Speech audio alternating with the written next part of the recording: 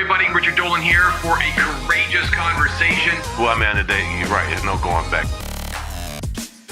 How do you feel the weight of that desire? I have been there for a while. The story's still being written, and you cut the story short. As they say, I'm playing with house money. They said, neo-fascist. You can't imagine, Richard. I've heard everything now. But I'll tell you what, you ain't never buying your time back. Value your time. Once you start a courageous conversation, there ain't ever going back to an ordinary one. Let's give a warm welcome to our very good friend, Marlon Wayans. What's up, big guy? What's up, man? How you doing, bro? Hi, I'm good. everybody. Oh, damn, you got a whole squad here. Oh, dude, this is my whole extended family, brother. I told you I got an eclectic group of people. You sure do. What's happening? I'm good, man. How are you doing? I know only you're brother in Toronto? That's right. I'm holding it down. All right, good. Multicultural, little brown crowd. How you doing? What's up? How everybody? We got brown, we got velvet, we got vanilla. I mean, we got Germany in the house. You've got Dubai cream. We got everybody. Damn. I mean, it's a true shake and it's a shake and bake. It's a shake and bake. So Marlon, how you been, man? Where you coming from? Just left New York. Just got off the plane, headed to the crib. I was doing stand up in Philly and New Jersey, and it's outdoor stand-up, which is weird. And just like small crowds, like, under 200 people, social distance. But I learned something. I learned that if you have a microphone, some lights, a stool, and some drunk people in a stage, I can make people laugh. And that's good to know. And it's funny because people need to laugh, and so I'm excited, to continue going out and touring. Well, for a lot of people that don't know you, that do know you, got to know this: that you got all corners of the earth represented here in this group in a very small, live, intimate chat with the Marlon Wayans. I showed them a clip of your upcoming production, Respect.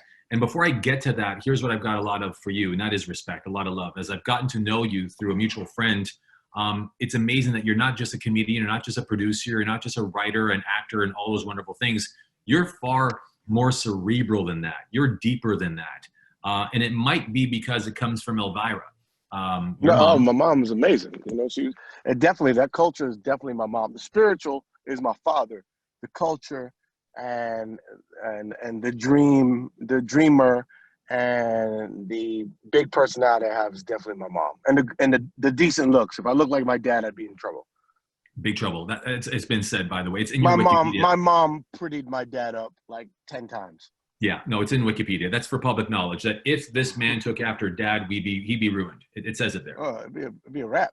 I would never make it in a magazine.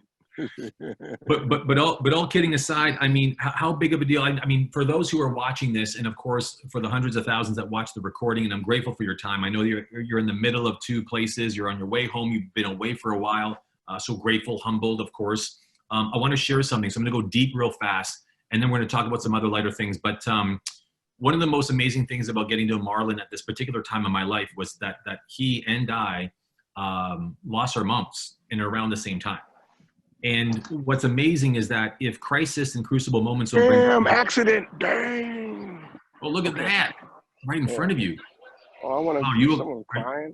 Are you okay? Get out and ask them. Oh, I'm fine. Oh, good. We almost got them on earlier, but all right, so I'm back. No, it's good. It's good. So yes, I lost my mom. You lost your mom. We were in the Dead Mama Club, and I lost my mom first, so I kind of got a lot of my crying out. It just doesn't stop. You just keep crying, by the way. I cried last night for like 20 minutes, and it's like a rain shower like in Maui. It comes, and then it goes, and then you're back to sunshine. And you don't know when it comes. It's unexpected. But when you lost your mom, I had to reach out and check on you because I know what it is. I know that deep pain. There's no pain like it. Like, I'd rather somebody rip a tooth out my mouth with no Novocaine than to ever experience something like that again. Well, and that's what I wanted to get to, is that I want to make sure that everyone understands that aside from the celebrity that Marlon is and the genius he is in the world of comedy, he's a real human being and a stand-up guy. I mean, I remember I was leaving my father's house and I get a call from him, and he's in Mexico. And he's like, yo, man, I'm just checking up on you to see how you're doing. Now, I haven't known Marlon very long, but in the period of time I've known him, I mean, that's deep. I got close friends I've known for 20 years who've not yet even called me. And well, you know what happened? You got jumped in. You were in the Dead Mama Club. And we in the Dead Bomber Club, you get jumped in when your mama died. So I have compassion. I know what it is. I know the pain that you must be feeling and the emptiness, because I've been through it. And every phone call counts, man. Every time someone checks in and just knows, it just, for a moment, it's just like, oh, you know, as a human, you just go, thank you. Like when my mom passed, everybody on the Instagram, I got so many thank yous. I'm still returning them. Like 3 months later, I'm still getting like messages that I got back in June that I haven't returned. And everybody sends me a condolence. I try to reply back. It may take me a few years because there's a couple 100,000 of them, but I respond back because everyone lifts you. And I hope that you was lifted in that time, brother. No, 100%. And that's why I wanted to say that. I mean, you're no stranger to beginnings and endings. I mean, you know, when you and your brothers were, you know, at the top of your game with In Living Color between 92, 93, I mean, you had great films like Batman Returns and others. I mean, aside from the fact that even one of your closest friends, which Tupac Shakur, were that tragedy after the Mike Tyson fight in Vegas. I mean, you're no stranger to pain and hurt. How has that shaped you as a human being, as an actor, as a producer, as a writer? I'm just grateful to still be here, and I just learned how to navigate, and I've also learned how to take the most painful things and find the funny and find the joy of every experience, because life is food. People are food. Your experiences and relationships are food. What's good is you're gonna digest into your system, and that's why you meet people. That's why you date people. That's why, you know, in life everything is food, and you never look at you eat something. You never look at the toilet and go, "Hey, look at all that shit that I let out. What, I wonder what's in that." Nobody cares about the shit. The only thing that matters is the nutrients that stays in your body. And that's the same thing with relationship. That's the same thing with love. That's the same thing with friendship. That's the same thing with family. Through this journey, everything good I'm going to embrace and I'm going to hold with me. And whatever's bad, I'm just going to shit out. And it's not going to affect me. But the good, the nutrients, that's what I hold with me. And I just keep a smile on my face. I don't worry about the negative shit. You're a wise cat. I mean, even wiser beyond your years. You know, at 48 years of age, born and bred in New York City, proper. I mean, you're known for. Well, you got my Wikipedia right in front of you. No, heck yeah. I ain't coming unequipped. I'm here. I'm dressed to impress. Don't listen to everything on Wikipedia. They don't know shit. No, they don't. They said I was married. I was like, shit, never. No. It don't say that. But aside from all the wonderful things that you've done between Scary Movie and White Chicks, what was the most memorable part of your career so far? And let's not talk about the projects ahead, because that's a whole different chapter. But what were you most inspired by or moved by that you've done already? I don't know. Everything I've done, I've been inspired and moved by. So it's like kids. I can't choose one. I've had great experiences in every movie I've done. Don't Be a Menace will always be special because that was our first one. And we got it done, and the work we did shaped, we had to do 26 drafts of Don't Be a Menace. It was work. Everything is work. White Chicks, we only slept 2 hours a night because we pushed our call time. We forced our call time to get the production done under budget. And talk about the tuplets. But Marlon, to interrupt you for a second, because when we had dinner once, you cited some numbers that talks about some of those franchises, how big they were, and the world doesn't know that. How big of a franchise did those become? I mean, if you look at the Scary Movie franchise itself, is over $1 billion franchise. That little, we made that movie for $19 million. It made, I don't know, 300 and something worldwide before all the other ancillaries. It made like 160 here, 167 overseas. Frozen signal, folks. This is another moment where a host of a great interview starts to get nervous yet again. He'll bounce back. Well, so we've been fortunate to be successful in terms of always making people money and we don't lose a lot of money. Yeah, I may lose you going up the hill. Oh, he's going up the hill. So, folks, for those who don't know, he's heading up Hollywood Hills, and that's like the signal dark zone for those who don't know. There's Marlon again. There we are. What's up? So, big fella, you're back.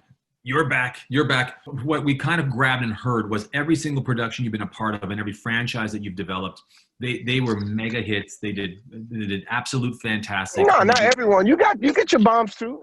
Bombs happen. You can't go without a bomb. You're supposed to have bombs, and the bombs teach you things. You know, everything is a lesson. So, but you just try to limit how many bombs you have, because as a brother, you don't get a lot of chances. So we try to limit those. I'll hit you back in 5 minutes. Go, buddy, go, because I think I lost you. I mean, the last time we did this was with Victor Belfort. Y'all remember that? For those who were here, UFC champion. I mean, that was a tough one too. I mean, he had a more horrible signal, and it was so bad we had to do it on another day. But I know exactly where he is, because where he is where my place is, not too far from each other. So where he's going to go, he'll call back, and he'll be right back. I will open the lines to a handful of questions. And I know that the Sundar family are dying to say hello. Take a little bit of a family shot if you like when he gets on the line shortly. So you guys will be first out the gate. But if you guys have any questions for Marlon, by all means, get yourself ready, because we'll make sure that we have that there. So just put your hand up inside of your little box there. It's a feature, hand up. Then I'll be able to see across the gallery for those who have a question. But I wanted to show you guys something, because it's amazing to get a sense of what it means to be from New York City, and how big of a deal that he is and has become in the world of comedy. And of course, as I'm tap dancing, the computer's not cooperating. So I'm going to do it in a different way. Who here would tell me what role did Marlon Wayans, let's see if you know your Marlon Wayans trivia. What role did Marlon actually get, in fact, picked for, but did not get to appear on? Anybody? It was Batman. Batman Returns. So for Batman Returns, what was amazing was that for him, he was actually selected to play a particular role. And as a result, he wasn't able to, in fact, play it because the production went with another actual director. And as a result of that, they actually, in fact, recasted for the actual roles. And so there you have it. He was supposed to be, in fact, in 2 Batman movies, but he only was, in fact, in 1. So I just fixed the technical difficulty. Montel, I see you, buddy. I'm going to tee you up after Vincent Sundar's family. So here, I want to share you guys with something. Y'all see me still? Because, you know, a part of me is just flying by the seat of my pants, holding the space and tap dancing all at the same time while trying to look for the video that I just lost. So let me see if I can pull it back up.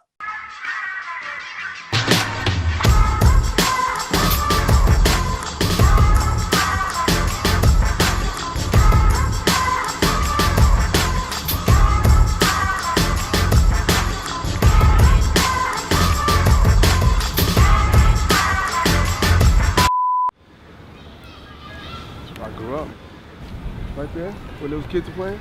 That was me. This is my summer camp.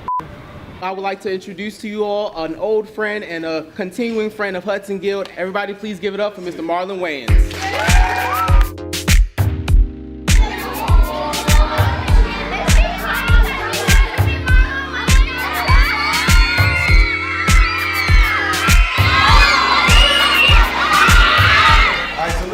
To come here just basically to talk to y'all. I went to Hudson Guild when I was a little boy. If you see what I do, you can do it too. And I grew up in the same bricks y'all grew up in, but I made good choices. I kept good friends, and I stayed out of trouble, and I worked hard. I'm gonna let you guys ask questions. I'm gonna start with you. Are you making it? Are we making a secret election? Do you guys want to see a secret election? Yeah! Well, the king spoke, we should do it. Are you and your brother competitive on your acting? Me and my brother were never competitive in a negative way. It was always trying to better each other. When it came to the joke, we just wanted to be the funniest. Do I have a Lamborghini? No. I'd much rather take and buy, like, my sister a house than to buy a Lamborghini. That's just a waste of money. You said you went to Hudson Guild when you were young, right? Yeah. Do you know that they're, like, tearing down the gym? Why? This is what I'm summarizing it as. They said new community deserves new things. I do not believe that that is the case, but we can talk about that later. The gym does need renovation, though. No question about that. Okay, well, we can work on getting that done. We'll talk, and I'll help figure out how to help it out.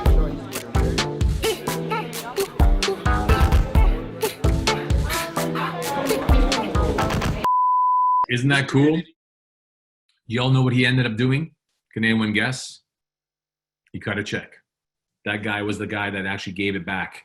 He just wrote me and said, I'm coming back in. So as he comes back in, we'll get straight to it. But for me, what I want to find out is just what does he do now? What does it take to live a 10X life as an actor, as a producer, as a comedian? Because this guy's traveling during a time of pandemic.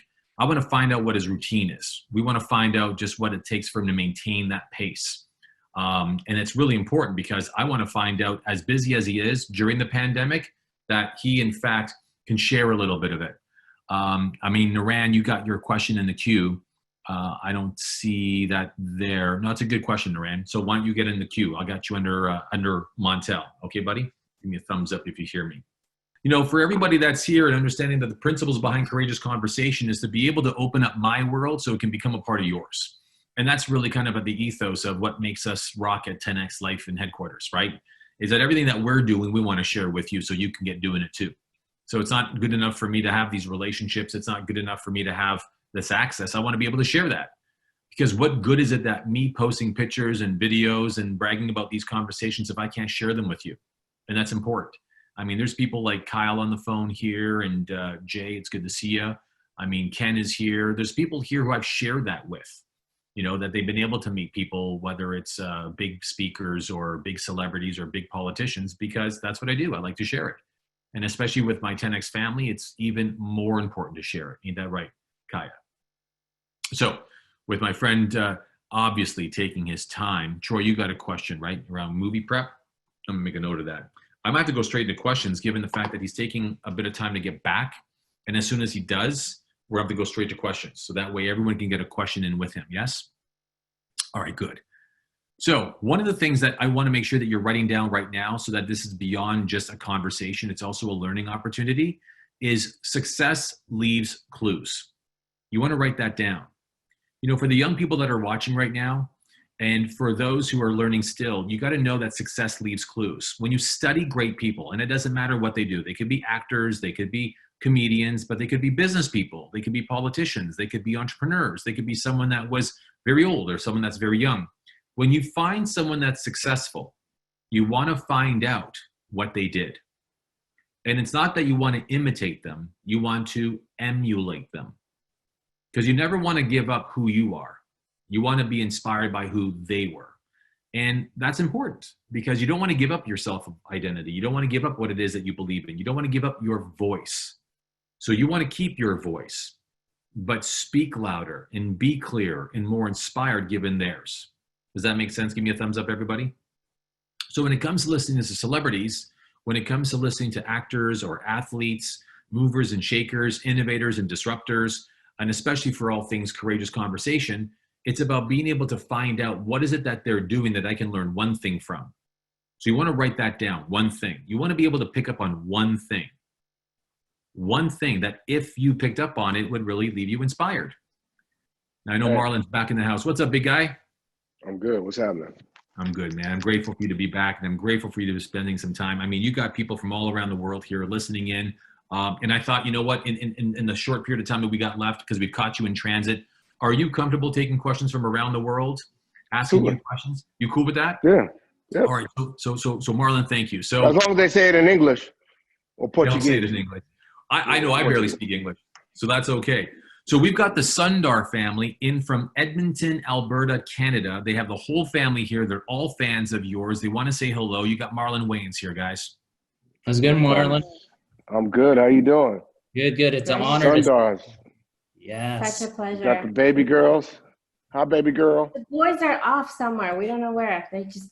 They're boys trying to find ways to kill themselves. They Pretty much. That's what a boy's like. As a father, my son, I spent half my time as a father trying to stop that boy from almost hurting himself some way, somehow. It was get down off that. Hey, don't hit yourself in the head with that bat. Hey, man, get the knife, put the knife down. Don't put it in the socket. Everything was don't kill yourself. Every day. Yeah. We have a question for you. How do you find balance in such a busy life? I don't know. I'm a doer. I'm not a thinker. And so I've learned that I've been very blessed to have kids that aren't needy. They understood at a young age that when my kids was born, I was in the middle of doing white chicks. Was so my son, my daughter was like 3 or 4. My son was like 1, and so they've known me to do nothing but work. And I think I make time to be like, you know what, I'm going to take this weekend and we're just going to chill out. Or once I'm going to fly in for the day and we're going to do dinner. I'm a presence in their life. And I think that balance is something that, you know, depends on how much you want to be balanced. I love working. And so for me, that's a happy existence. I like to work. I like, you know, traveling. I like, you know, I've learned it's okay not to work every weekend. Some weekends I take off and go, you know what, I'm just going to chill. Or I learned COVID was for quarantine, it was one of the best things that ever happened because it took away my FOMO. I always felt like I was on the go, on the go, on the go. And then God was like, stop. Yeah. And I had to sit and do nothing. And I got to do things I normally would never do. I would bring good meat over to my kids' house and I barbecue. I'd fix something in the house that's been broken for I can't tell you how long. I learned to sleep later. Like I don't have to go to the gym every day. Like it really, you know, like I said, it's food. And the nutrients that I got from quarantine, it was a terrible thing, but it taught me to slow up and it's okay. Yeah, for That's sure. amazing. Thank you. Sure. I love Just it, a man. follow-up question to that though. As far as legacy goes and you leaving your legacy behind, what does that mean to you? Legacy for me is like, look, we got one shot at life. What do you want to be remembered for? I want to be remembered for putting smiles on people's faces. And when I'm gone, I'll still be living because every time someone turns on something that I did, you know, I would have left my mark. I would have made them smile. I would have made them laugh. They could have been having a terrible day and, you know, White Chicks comes on and they just crack up. And then for that moment, they forgot all the things they were depressed about. And I Love Lucy always did that for me as a kid. Honeymooners always did that for me as a kid. Every time I turned it on, I would just laugh. And you know what? I always feel like Lucille Ball has never died. She's still with us because she still makes me laugh in black and white. And that's what I want to leave behind. You know, I want to leave behind smiles. I want to make your day better. I'm not going to change your life, but I hope to change your mood. Definitely do. Thank you. Love that. Thanks, Sundar family. And you got that, man. I mean, it's all about how you live, how you lead, and what you leave, which is shaped by those things. Hey, listen, Montel, you got Marlon Wayans here. What's your question, big guy? Thanks, Richie. Marlon, I just want to say, man, you are the funniest dude. I appreciate your gifts and your talents. And I saw you at Caroline's last year, and you left me rolling. And my wife was just like having the best time. So I just want to thank you for entertaining us and your gifts. But my question to you, honestly, is two-part. You're welcome, King. How do you, I know you talk about, and you talked to us a little bit about, obviously, when I've seen you a lot, about obviously being a single father and your roles with your children. How do you use that to motivate your will to go and do what you do every day? They're my inspiration and my motivation. I want my kids to have a great life. As a black father, I want my kids to have a white life. Like I want them to, Yep, I want them to have all the money. I want them to have the silver spoon. I want them to be bougie. I want them to be young kings and young princes. Like, why shouldn't they? I'm gonna work hard so they can have a life that I never had. I want to be able to leave them millions of dollars. I want them to be lucky like fucking Donald Trump. Lucky. Like we ain't gotta do shit. Like why they gotta struggle? They don't. Right. I want them to be much smarter than me, so I sent them to the best schools. They're super articulate. They know things about culture that I didn't learn until I was like 38. My son knows what Wagyu steak tastes like. And my son knows a difference between an Audemars and a Rolex. He knows a culture that I couldn't even wrap my head around because he's being raised like, oh, I'm supposed to be rich. oh, I'm supposed to live this lifestyle. Oh, stocks? I know about stocks. Well, I know about business. When you graduate college, what's the business you want to start? Do it. Show me your business plan. All right, here's what's missing, okay? You willing to work your ass off? I bet. Let's start that business. It fails, here's why it failed. Let's start something new. Like, it is rich dad, poor dad. It's rich is a state of mind. And success is a state of mind. That's why I'm not a fan of public schools, because it's like going to jail every day and you're just fighting for survival. We need to change our school systems. Poverty is a state of mind. I grew up in a prison in the projects in New York City. And it wasn't until my brother Keenan went to California and he came back and he bestowed on us the jewels of what it is to be successful. And it's a mentality. And so I'm inspired to be my greatest me so my kids can be their greatest them. If I leave you 5 million, I want you to take that 5 and make it 50. And you leave that to yours, and I want them to take that 50 and make it 500. Like, that's how we do it. Because I started with nothing, right? So that's my inspiration. And I also think that it's not just about being a single father. I think men, we got to do better. It's not about being a single father. I'm not a single father.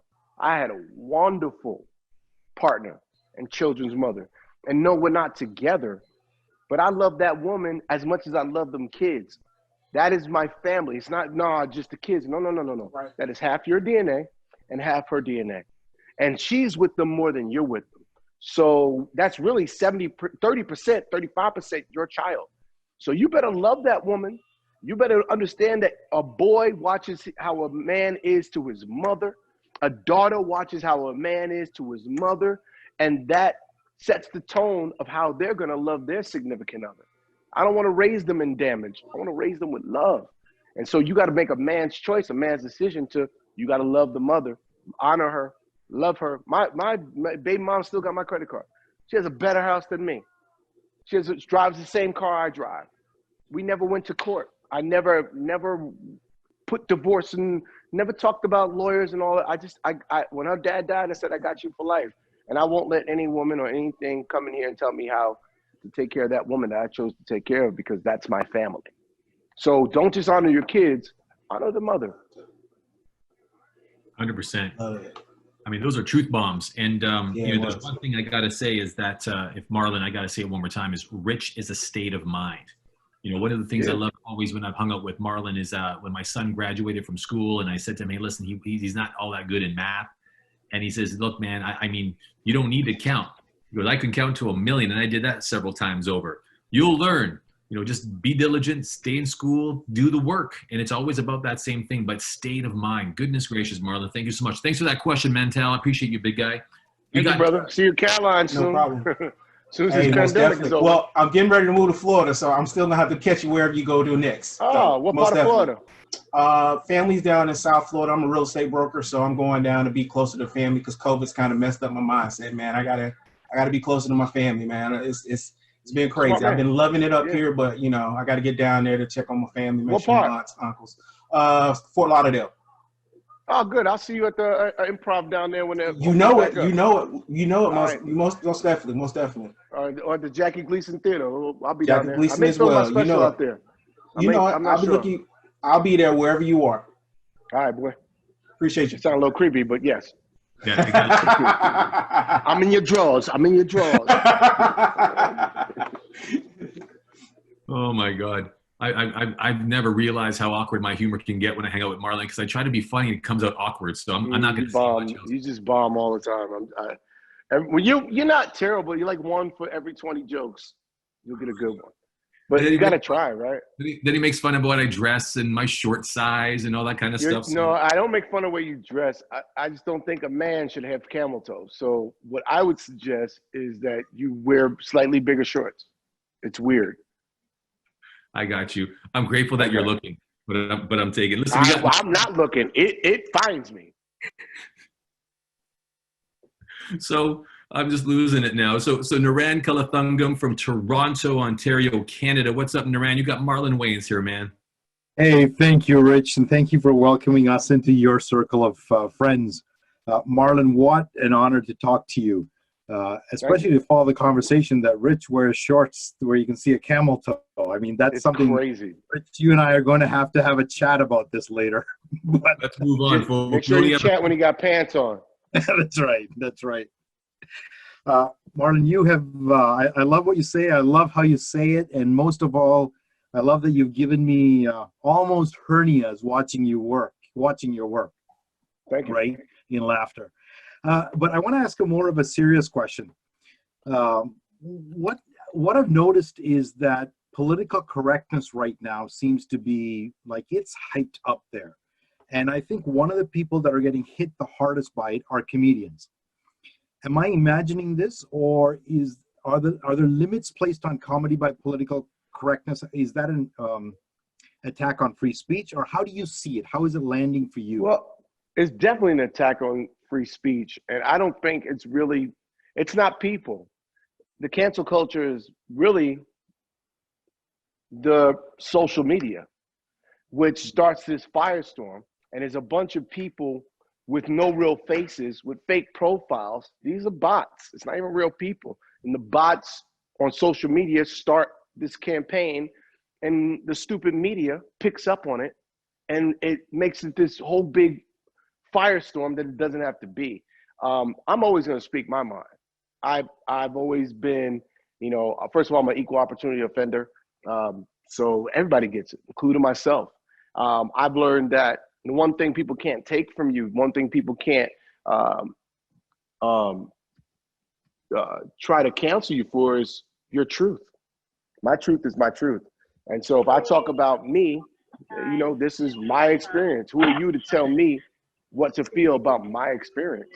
So I personally, somebody's unmuted and they're making noise. I personally don't give a shit. I'm gonna speak in a zone, and I'm not gonna be irresponsible with how I talk, but I'm gonna speak my truth. And if you don't like it, well, there's the door. You can walk out. I'm not holding you hostage. Here's your $40 back. Go bye, nigga. But I'm gonna be me because that's comedy and First Amendment. And I feel like a lot of social media has opened us up to all these other countries that don't have the same freedoms trying to muzzle us. And we have to own the First Amendment, freedom of fucking speech. And I'll live and die on that sword. So it is what it is. If you get your feelings hurt, you don't have to see my movies. You don't have to see my shows. You can turn the channel. You are free to do whatever the fuck you want. But I'm here trying to make people laugh. And sometimes I'm going to say some dumb shit. Sorry. No, we got you. We feel you. And there's one thing Marlon does. He talks straight and gets straight to the point. No cutting corners. Thanks, Duran, for that question, big guy. We got Kaya all the way in from the state of Florida. What's up, Kaya? You've got Marlon here. Hi. I'm trying to find you. I'm here. I see Katie, but I see Rachel.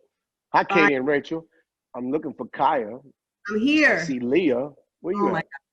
Stop it. I'm like the loudest person in the room always. Yeah, but I got a room with four things. So swipe right. Swipe right. Here, I'll do this. I'll put on, it may not work though. I can put on speaker. It's fine. I'll start talking. Is that okay? Go ahead, darling. Okay, go. All right. So first of all, I'm from the Roberto Clemente Project in Brooklyn, by the way. I grew up on 50th. Hey. So I get it. Represent. Let me tell you. So people always, they're like, but you don't talk like that. And I'm like, yeah, I have to work on that. So I actually. Yeah, you don't sound New York, because most New Yorkers sound like this. Yeah, listen. New York. You don't. Listen, sound like New York. That sounds like New York. Push a couple of buttons and hold the elevator, comes right up. It's like. Oh yeah. Like, definitely from the PJs. What's wrong with you? Yeah. Yes, Kaya says swipe right. Okay, so I have a couple of things I wanted to ask you. One was serious, but the other one. Hi, Kaya. I see you now. Hi. All right. Hi. I just drove to New York, and I just came back, and I went to see my sister in Fort Greene. So I live in Fort Lauderdale. Okay. And this is like a little touchy, but I know I can bring it up with you. So in Fort Lauderdale, you have BLM flags everywhere. Yep. Candles everywhere, and I felt like I was home because I grew up in the projects and the color of your skin didn't matter because Right. we were just surviving. Right. We were all just surviving. We were all one color, poor. Poor. Poor has no color. People don't understand. Like when I went to school, we had the yellow cheese and the white bread. Like that was Exactly. it. And everybody's grandparents or parents were from a different country. So anyway, so what I noticed was where I live in Fort Lauderdale now, there is no shouting. There is nobody has that voice. And I sometimes wonder if I've ended up in a place that is so young for America. As in people escape wherever they're from to come here, and people are afraid.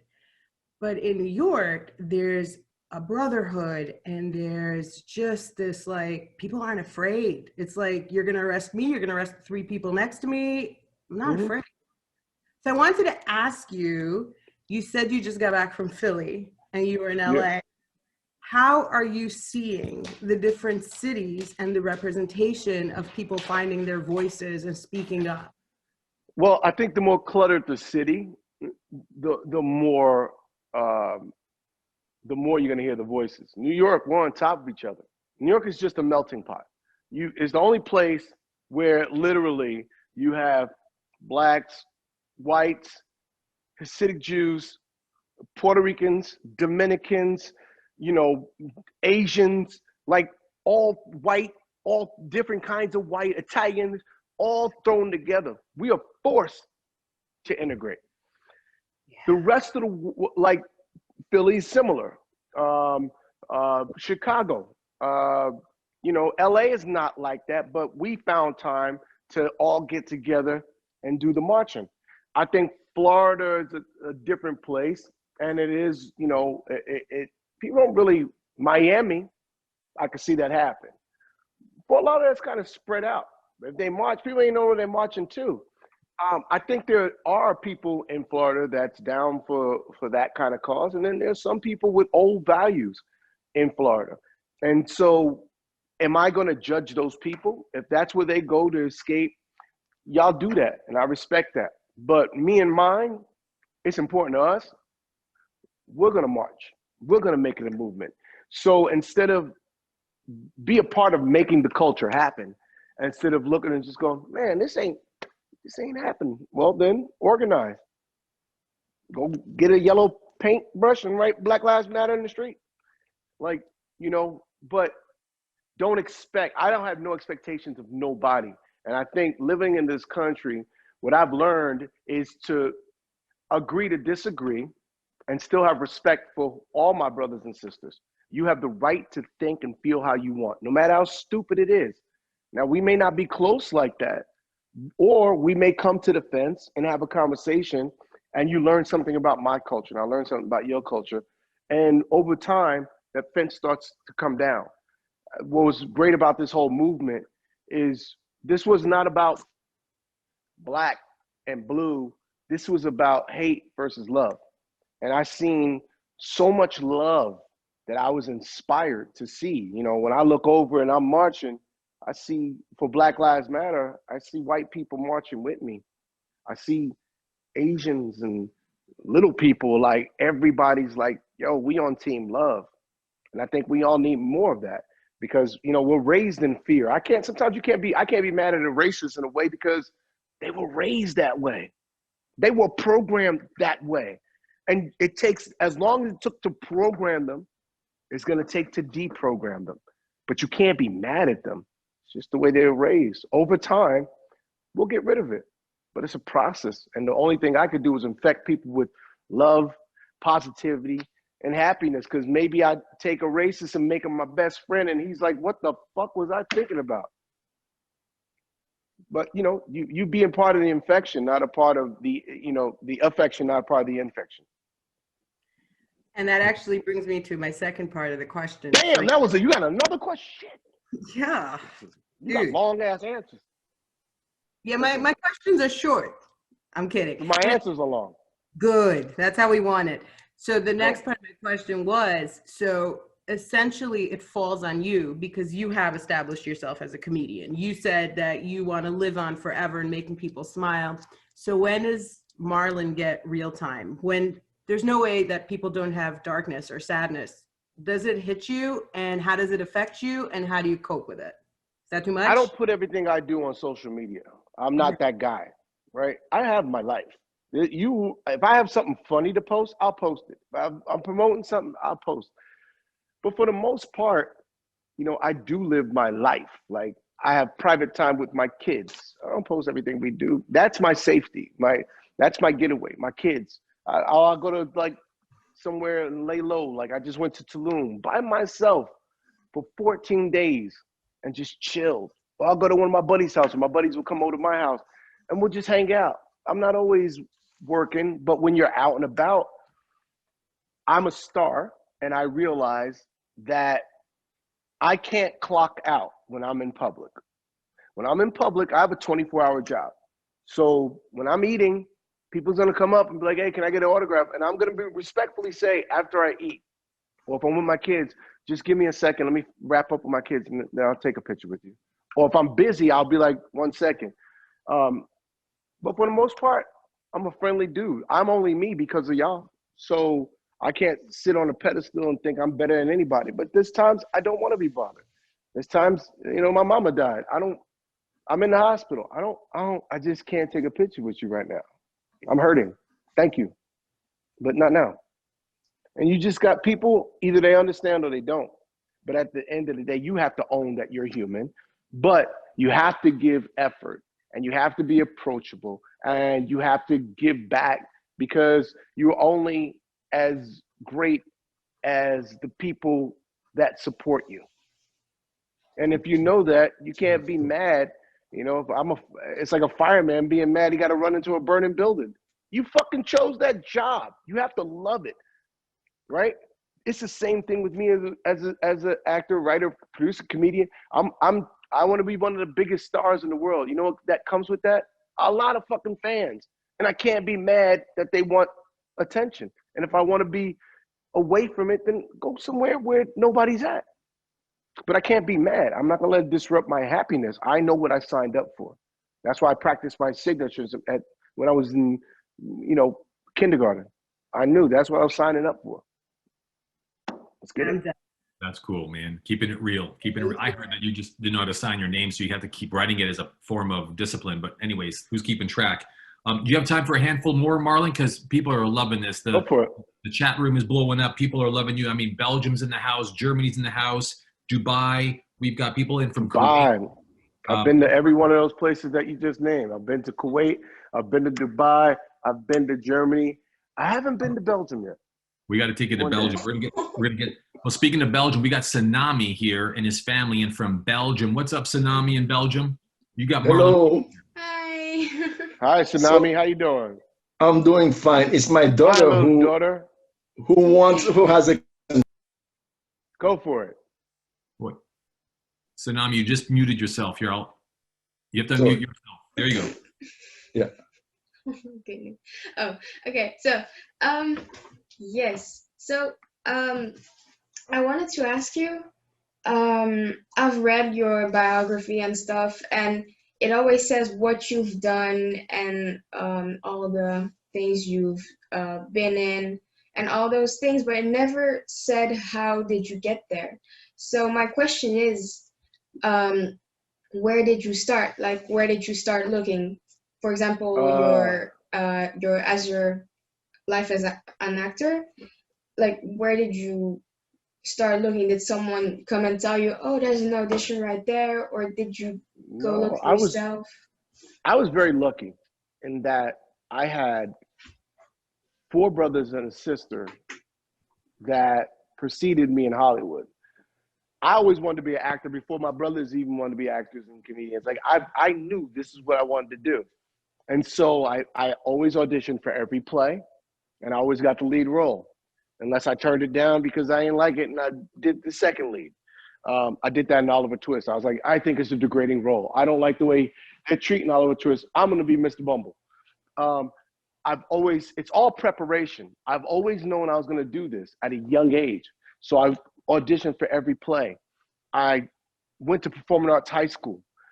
I started writing stand-up comedy when I was 11. I watched every TV show from way back in the 50s, from I Love Lucy to The Honeymooners. I'd stay up at night watching it, learning joke math. Every Sunday, I watched Abbott and Costello and the Three Stooges with my brother.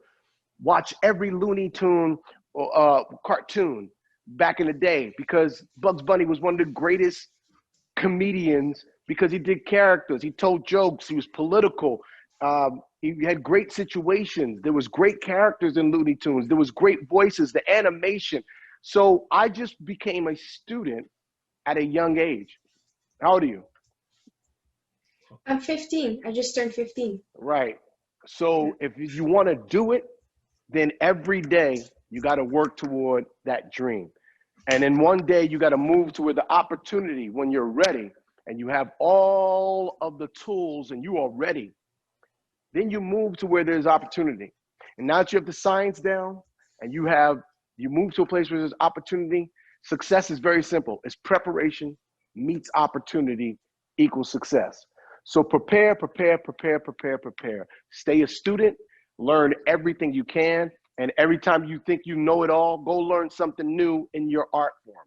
I went from being an actor to learning to write movies, to learning to produce movies, to learn how to write TV shows, to write and sketch, to doing stand-up comedy. I started stand-up comedy at 38, really, because I really felt like in order to get to that next level, I gotta own stand-up comedy.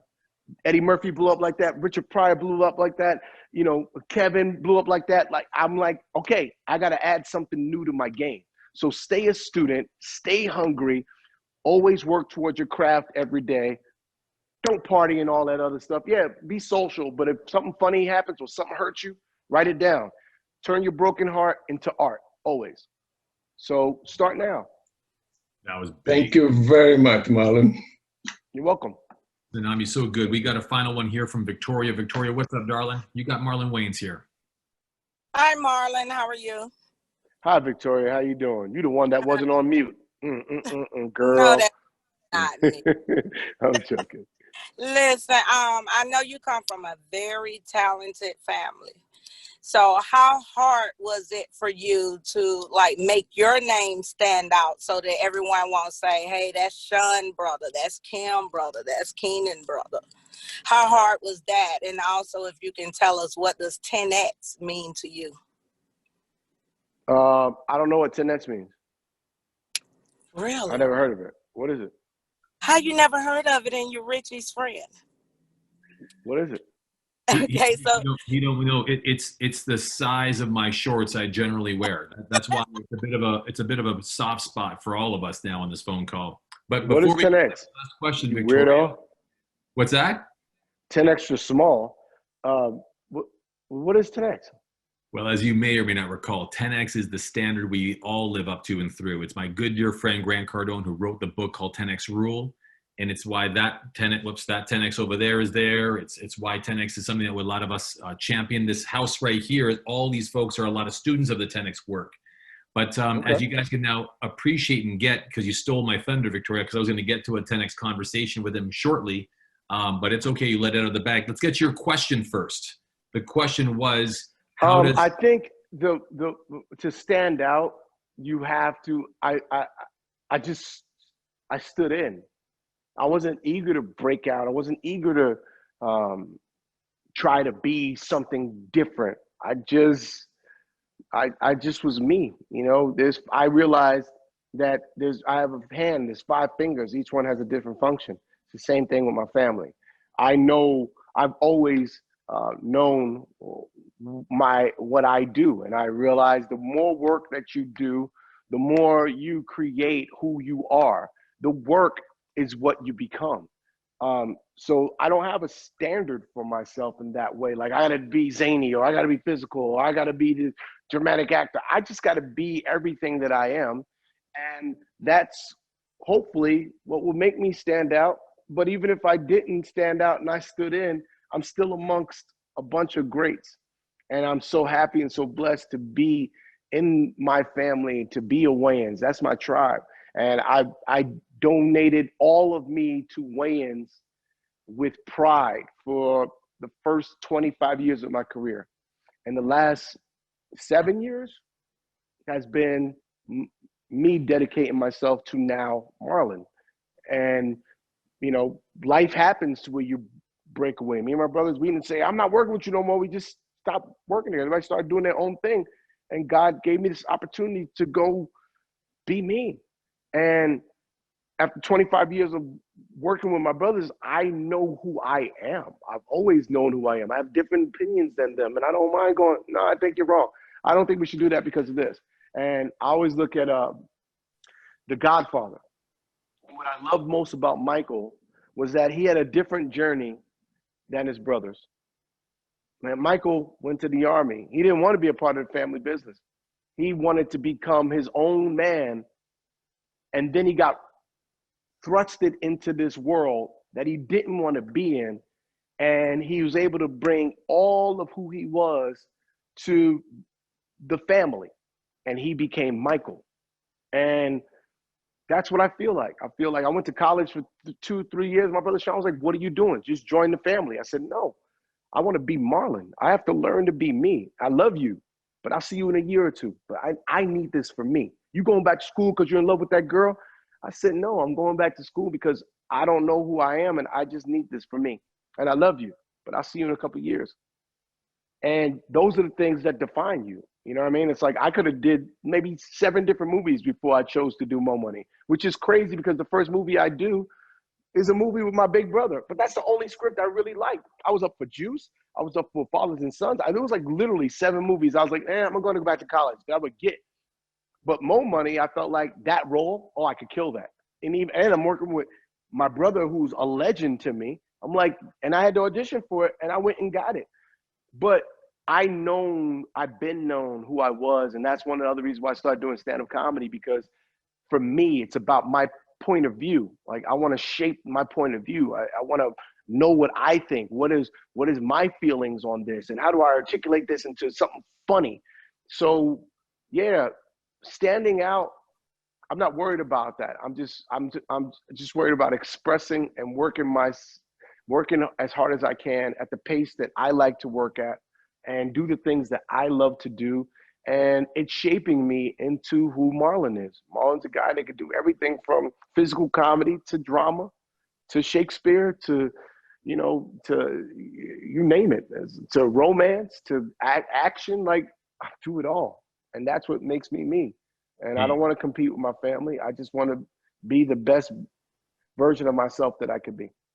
Hey guys, you've had Marlon Wayans here for the betterment of an hour. I mean, in between travels, give him some love there in the chat room. Let him know that you appreciate him. You got him. You've learned something.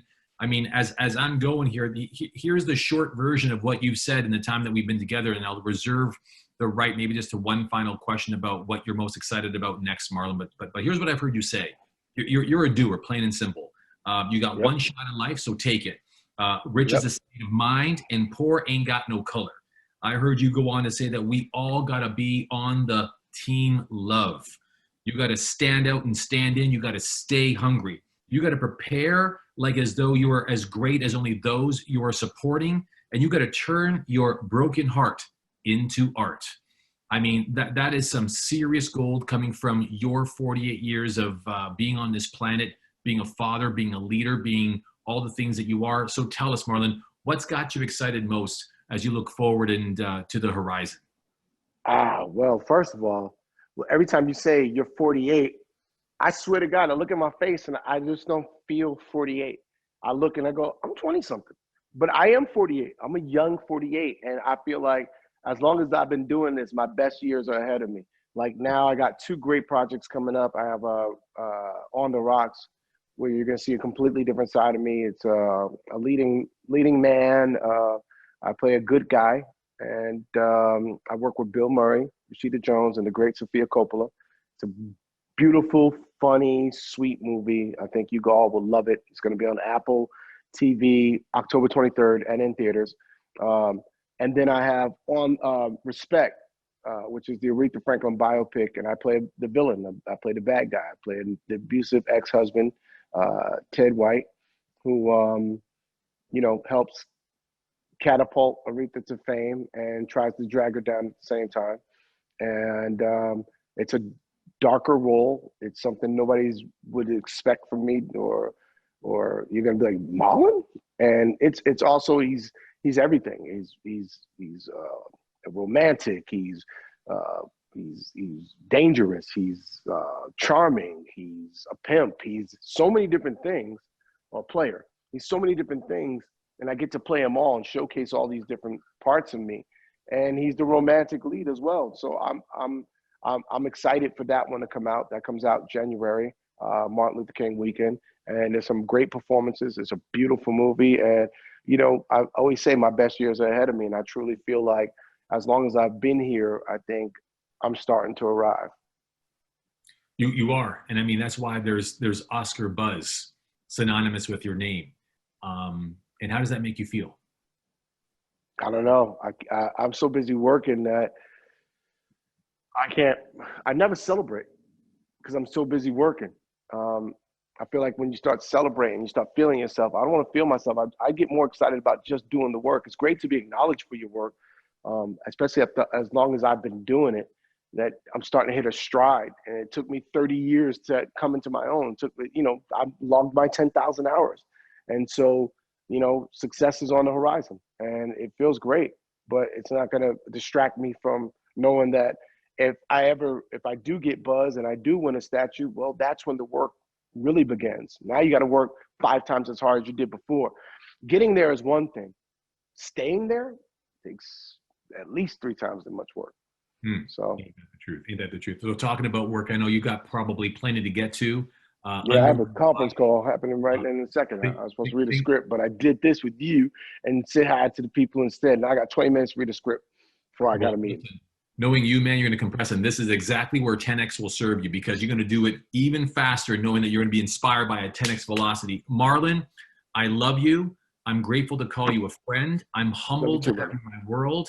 And you swell my heart up with a lot of love for the fact that I'm so grateful I know a human being like you is in my corner. My guy, keep killing them. Let's get it.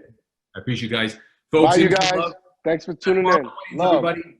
Be well, man. I don't know what that means, but bye.